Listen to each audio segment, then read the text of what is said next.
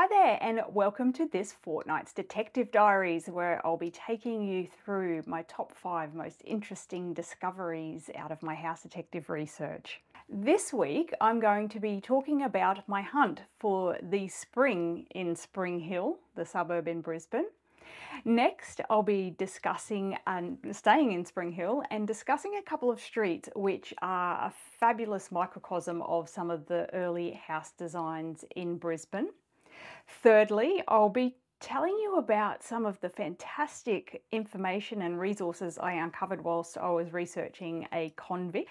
Next up, I'm going to have a quick chat about the Queen's Wharf redevelopment in the Brisbane CBD and how they've integrated some of the heritage building. Finally, we're going to have a little bit of a peek around Brisbane's oldest building.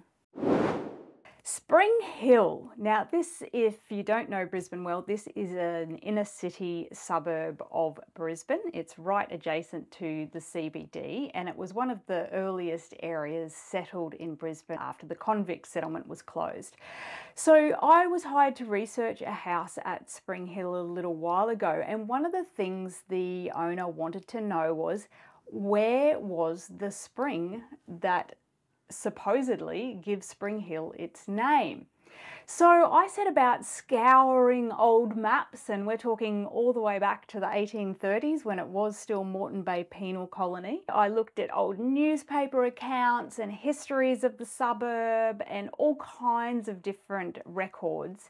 And I still have absolutely no idea where the spring was, or if there even was a spring, because I didn't find any direct reference to it, although it's often recounted in histories that that's where the suburb got its name. But what I did uncover was that Spring Hill was actually known by a number of other names before becoming Spring Hill. The area north of what was the penal settlement, so today's CBD, the area north of that was, not surprisingly, just known as North Brisbane. It was just a generic term, and it was not developed in any way. A lot of it was still forest. Obviously, First Nations people had a strong connection with the area, and there was a number of important sites in that area.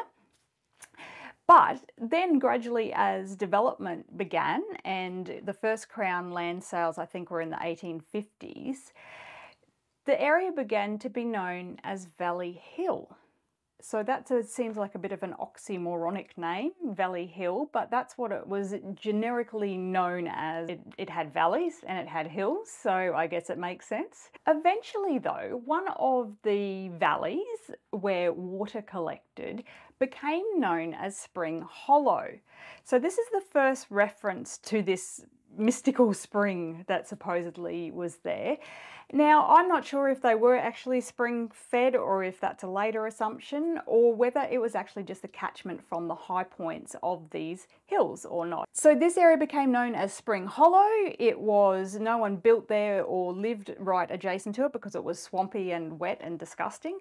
And when houses did begin to be built along the higher grounds either side of it, this basically became the dumping ground for their waste and sewerage. Basically, it became a stinking cesspit of filth, and eventually council decided, following many complaints from residents, that they better actually do something about this, and they decided to turn it into a formed lined drain, and they hoped that when it rained it would flush out all the disgusting mess that the residents had left behind.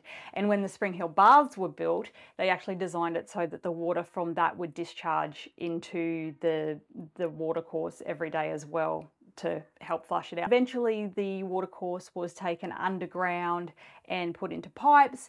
The name for that general depression where the water lay eventually became the name of the street, and then it was later renamed Water Street. So that's obviously where it got its name from. So the name Spring Hill, I think, probably evolved from the fact that this valley was called Spring Hollow, and then the higher points became known as Spring Hill.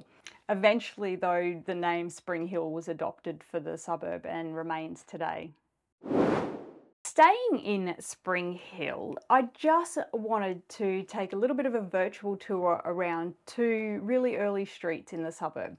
This is Thornbury Street and Gloucester Street, and they are sort of the Fortitude Valley side of Spring Hill. I researched a house on one of these streets, and when I was having a bit of a stroll around house stalking, what blew me away was in these two thoroughfares, there is basically examples of all the early types of houses that were being built in Brisbane between, say, the 1850s and 1900. So it's a real microcosm of architectural styles just in these two streets. I'll just take you through these styles pretty quickly, although I'm currently putting together a video about Brisbane house styles, which will go into it in a lot more detail, so stay tuned for that one. Some of the earlier style houses that you'll find on these two streets are what is called colonial gable roofed cottages.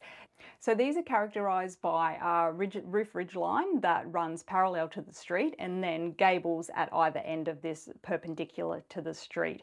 And these are found in various forms on these two streets, all the way from very humble, simple, what would have been originally two-room timber cottage examples, all the way up to beautiful stone examples that would have been much grander and often have attic bedrooms, making them effectively a two-story building. So yeah, amazing that these old houses, well, amazing that they still survive, but that they're still there in this one little pocket. The other examples you'll find are colonial pyramid roofed cottages or houses. They have the pyramid roof, a separate lower veranda. They're generally square in floor plan. Some of the early examples will have exposed timber cross bracing on the external veranda walls, and yeah, they're quite a common style of building in Brisbane and Queensland. But there's also asymmetrical examples from probably before the 1900s with one side that has a projecting gable and then a veranda across the other side. There's even a fabulous example of a symmetrical type of this building where it's got a gable on either side, veranda in the middle, which is very uncommon. Also a number of Federation style buildings in this area as well. Now, Federation era is covers a big range, anywhere really from the 1890s to the 1910s, but houses that were built around the time that Australia became a federation and the individual colonies were united into one country. So there's a couple of beautiful examples of Federation era architecture on these streets. One of them is a beautiful multi-story duplex on Gloucester Street, and then the other one is the most beautiful house. It's called Avondale, and it's quite incredible. It was, from what I haven't researched it, but from what it says online, it was built about 1912, and it's brick, which sets it apart from a lot of its neighbours, and it's actually set up really high on the street, so it's hard to get a peek at it, but it's an absolutely stunning example. Following on from the Federation era, we've also got what's called a bungalow style house. Now, this isn't to be confused with the California bungalow, which comes in much later in the 20s and 30s, but bungalow style cottages. And by bungalow, I'm talking about the roof style, where the roof runs from the apex of the roof to the edge of the veranda in a single unbroken line, which is different to the earlier style houses, as I mentioned, where the veranda has a separate lower roof. So there's an example of this bungalow style as well. In addition to the range of time frames that this street captures, it also captures the range of different types of accommodation. So you've got your detached houses, you've got your semi-detached terrace style houses, and you've also got flats. So the flats that in this case they're actually just off Gloucester Street, so I've snuck them in. This building is a wonderful example of a 1920s or 1930s flat building, and you can see here that it was built in the Old English style, which was really popular during the interwar period. So there you have it, Thornbury and Gloucester Streets. You've got basically every early style of Brisbane and Queensland housing captured in a very small pocket of Spring Hill. In addition to being a house detective, occasionally I get hired to be a family detective as well and do some genealogical research for people. A lady recently hired me to investigate a convict ancestor that was rumoured to be distantly in her family tree. So I had an absolutely wonderful time researching this. I haven't researched convicts for quite a while, and I was absolutely blown away by the amount of information and the resources that are available online now. This includes, you know, original books from the convict period that recorded the day-to-day life of convicts. The convict that I was researching, he was convicted of theft in October 1834 in England. He had stolen 2 gold watches and some coins, and he was sentenced to transportation to Australia for 14 years. Whilst he was awaiting his trip to Australia, he was housed in a prison hulk. These prison hulks were effectively, because the jails were so overcrowded in England, which is part of the reason they were sending their convicts to Australia, these prison hulks were makeshift floating prisons. So they were massive timber ships that had been converted for use as prisons. And conditions on board were absolutely horrendous. And if you were I was going to say lucky, but I don't know if that's the right term. If you managed to survive these prison hulks, you would then be transferred to a ship and sent out to Australia. Now that's what happened to this gentleman, Ferdinand. He left England in June 1835, and he didn't arrive in Australia until October 1835. So they spent months on board these ships coming out here, and the conditions were not much better than the hulks they were on. I actually did an assignment back in uni about the convict transportation system, and it was absolutely horrendous. It was basically a system of natural selection, because if you survive these journeys out here, then you are pretty damn tough. One of the best resources I came across when I was doing this research was these records of the convicts' appearance, and these details were recorded once they arrived in Australia. So in a time before photographs, there needed to be detailed descriptions of these convicts so that they could be identified if ever required. So these lists include not only a physical description of them, but any remarkable features or scars or things like that. So my convict was, and they're so wonderful because they give you a real insight into these people, and they allow you to picture them more clearly than just being a vague name somewhere. So my convict that I was researching, he was 5'8", which was really tall for the era. He had very dark hair and whiskers. He had black eyebrows. He had a very brown complexion.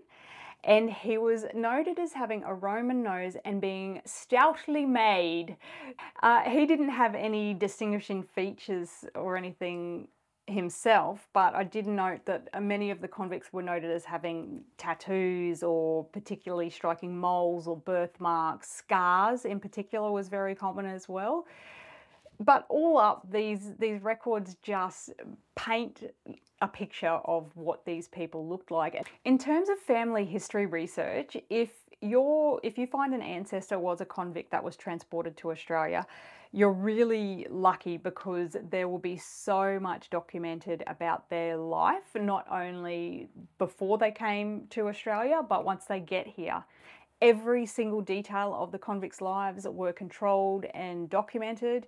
And so there's wonderful lists of who they'd been assigned to. So they might have been assigned to work on someone's farm. It shows where they were located. It shows if they ever fell foul of the law again, if they were fined for anything. It lists the offence and what they were charged with. The records will show when they received their ticket of leave and a conditional pardon, which means that they had much more freedom within the colony. Also, I was researching Ferdinand. I actually came across this amazing collection of photos of prisoners. Now, they weren't convicts. It was after the convict era, but I just wanted to share this one with you because it was so incredible. I was scrolling through, looking at all the pictures, and then this one turns up with a guy with his dog, or a dog with him in the photo, which just made me laugh and made me have so many questions like, was it his dog? Whose dog was it? Why? How did he get permission to have it in the photo with him? And many, many other questions. But it was so wonderful, I just thought I'd share it with you. Now, I mentioned that Ferdinand had been convicted of stealing 2 gold watches. And the beautiful irony of that is that he ended up training as a jewellery and watchmaker and established a very successful store in Launceston. And I just had to have a bit of a giggle to myself because many years later, after he'd been running this business for a while, someone actually robbed his premises and he's complaining about the fact that they stole watches and jewellery from his shop. And I was just thinking, oh, the sweet irony. I love finding quirky little stories like that. But in summarising, Ferdinand was effectively, he epitomised the story of convict made good. He established a very successful jewellery business and store in Launceston, and he actually died quite a wealthy man. I really enjoyed delving into convict history and uncovering all the details of this particular convict, but also getting a great snapshot into the broader convict system as well. The final place I'll talk about today, the oldest building in Brisbane, actually has a convict connection as well. So stay tuned if you want to learn all about that. This one isn't so much something that I uncovered during my research, but rather it was something that I saw when I was visiting a building in the CBD. I was going to a function at a particular convict building in Brisbane, which I will discuss more next because it's Brisbane's oldest building. And on the way, I was walking along George and William Streets, and this is where most of you in Brisbane will know that this is where the massive Queen's Wharf development is happening at the moment. So the massive new casino is being built there, but it also involves the redevelopment of the surrounding areas, which includes a number of heritage listed buildings and some quite old buildings. Now, obviously people have very strong opinions about the redevelopment. Would it be better to not have these towering high rises overshadowing and dwarfing these beautiful old heritage buildings? Of course it would be, but we need some development in the city. We need to keep it vibrant. So the next best thing you can do is look at how the street level facade of these new buildings integrates with the old heritage buildings. And I should mention that as part of this redevelopment, a number of the heritage listed buildings are actually being refurbished and conserved. And that's something that was probably never going to happen without a massive development like this to fund it. The other thing that this development is going to do is it's going to create a whole area around this precinct, including a number of heritage buildings. And I think personally, after seeing what's already happened, that it's really going to, I hate the term, but it's the perfect one in this example, reactivate this area. It just has always been a little bit isolated and a little bit less busy than other areas of the city. So I think that this development is going to create a wonderful area that links all the heritage buildings together and will hopefully mean that more people visit and that more people can appreciate these buildings. So that's another positive of this development. And again, this kind of work just would not have been funded without the big new development to offset it. But I just want to focus on the integration between the new development and a beautiful old building called Terrace. Terrace was built in about 1866, 1867, and it's actually one of the few examples of terrace buildings in Brisbane. So there was some legislation that came in that effectively prevented the building of terraces, which is why they're so uncommon.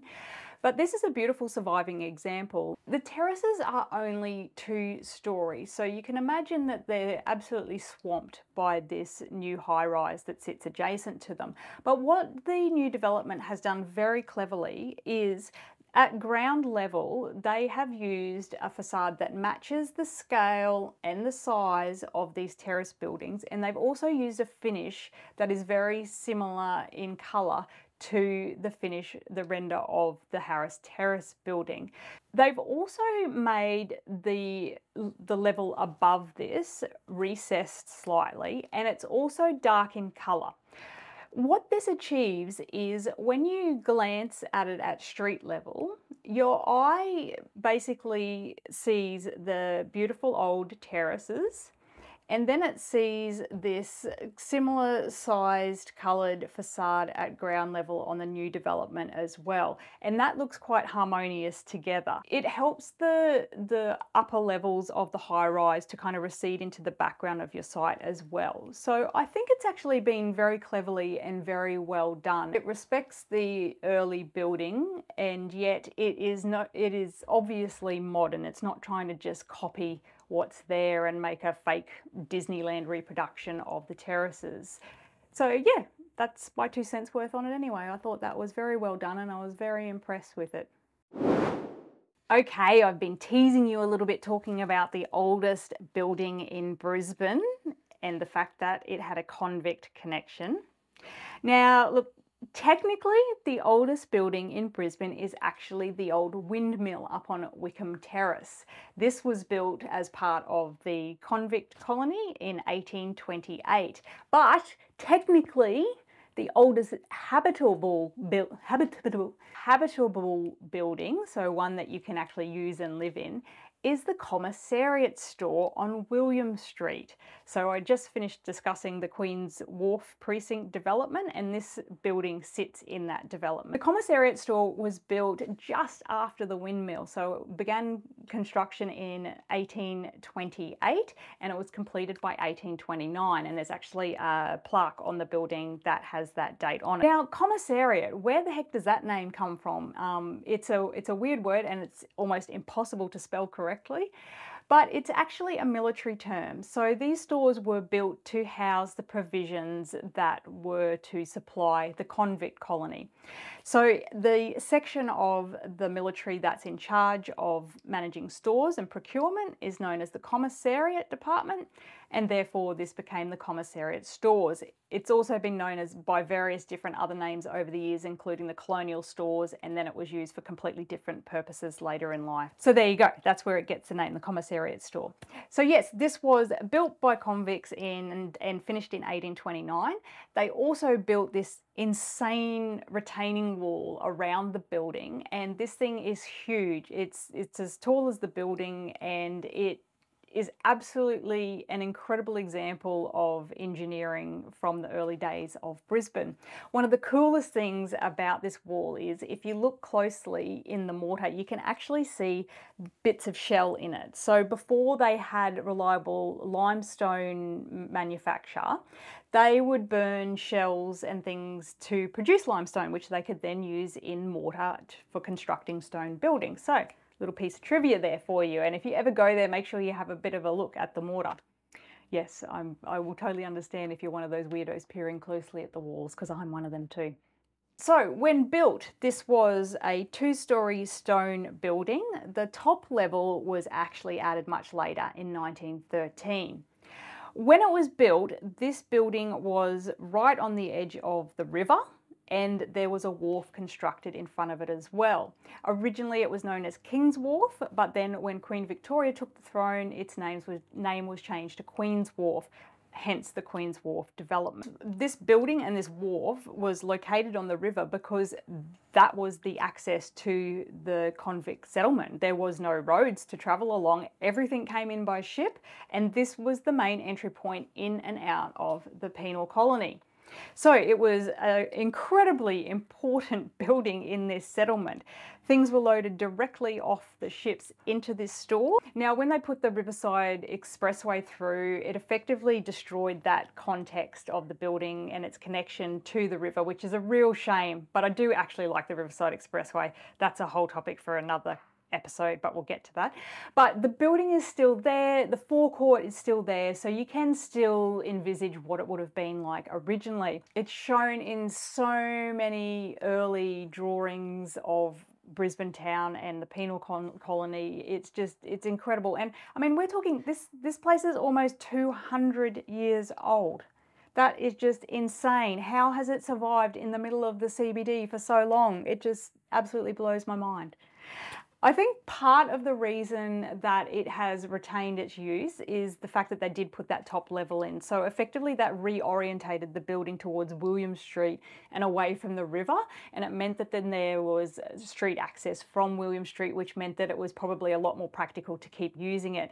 The building underwent a massive conservation and restoration program. It must have been very late 1990s, I think, maybe early 2000s. And this also converted the building for use as both the headquarters of the Royal Historical Society of Queensland and also into a museum. Both of these things still operate out of the building, and if you haven't been to visit that museum, I highly recommend it, because not only is the building and the retaining wall incredible to check out, but they have a great collection of goodies inside and a lot about the convict history of Brisbane as well. I'll put a link actually in the description to it if you want to visit and find out when it's open, but highly recommend that, and even just having a stroll around the area is great as well. So there you go, the Commissariat Store, Brisbane's oldest habitable building, was built by convicts and completed in 1829. Well, thanks for tuning in. I hope you enjoyed uncovering 5 more interesting areas of Brisbane's history and my house history research, and I'll see you next time.